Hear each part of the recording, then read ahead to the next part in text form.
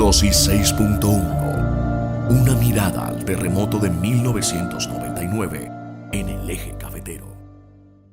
Bueno, pues Margarita Arteaga es periodista en ejercicio hace más de 26 años, pero ante todo es una mujer convencida de que el periodismo tiene que ayudarnos a construir un lugar mejor, un país mejor.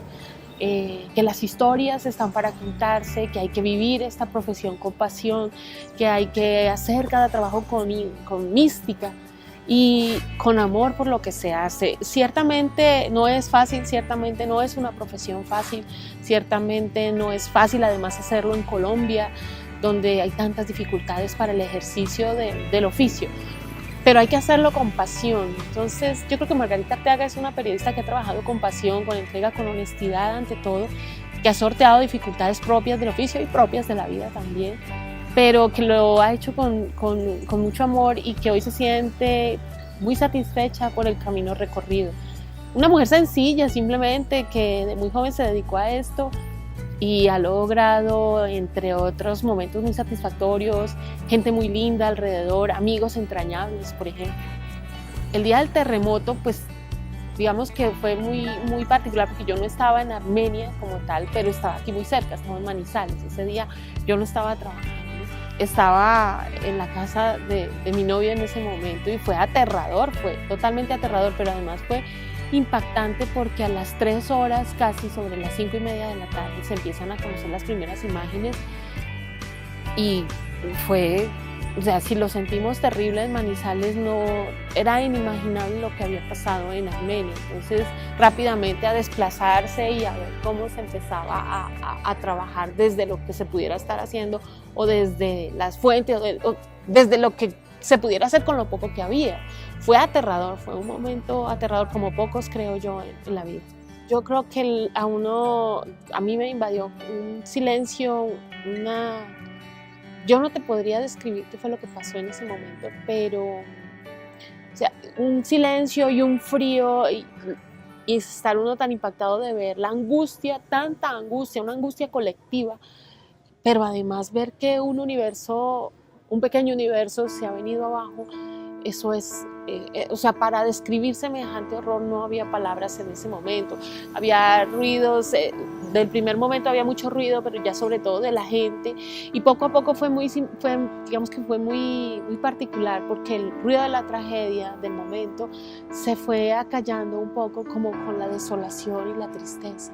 Entonces después de la andanada de la desesperación, vino un poco la tristeza, la amargura, la impotencia.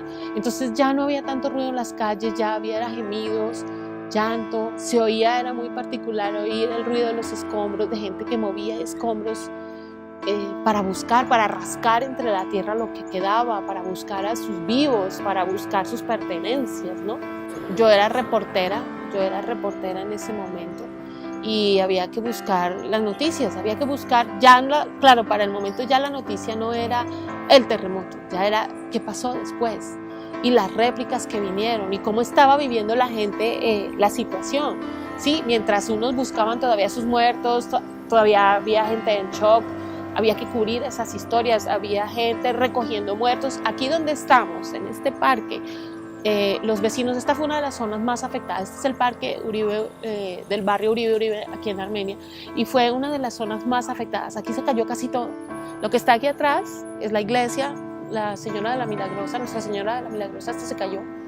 El colegio se cayó el comando de la policía que estaba allí a unas cuadras, y esta parte del parque los vecinos la tomaron como una especie de morgue. Aquí empezaron a apilar los muertos que iban encontrando. Entonces era totalmente aterrador. Y tener que narrar y contar esas historias, pues de solo pensarlo, de solo recordarlo, es muy doloroso, pero es también como en el oficio tratar de ser muy respetuoso con el dolor de los demás, pero también tratar de entender que se está cumpliendo una misión, que se está haciendo una tarea.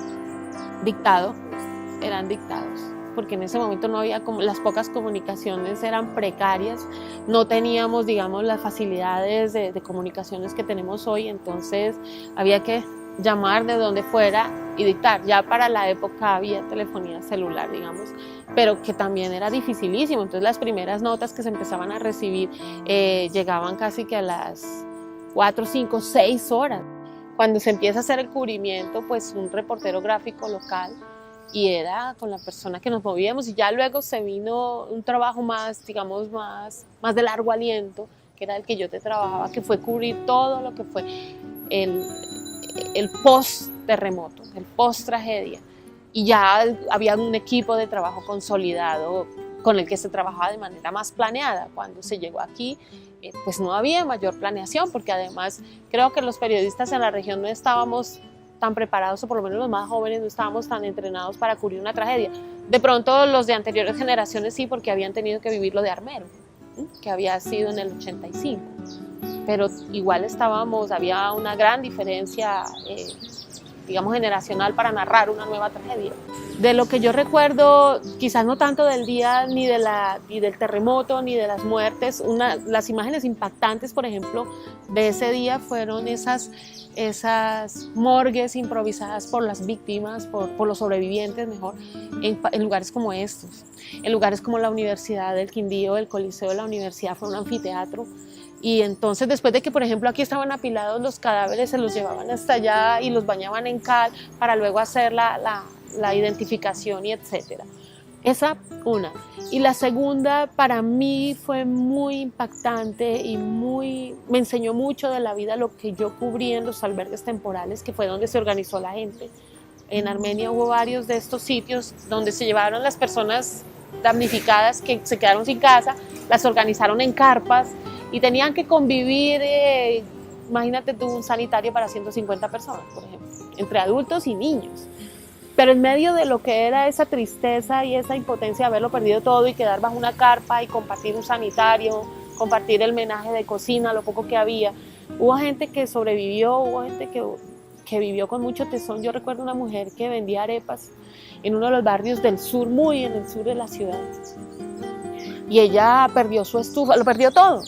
Pero como pudo, se consiguió una parrilla, un poco de carbón y seguía haciendo arepas todas las tardes.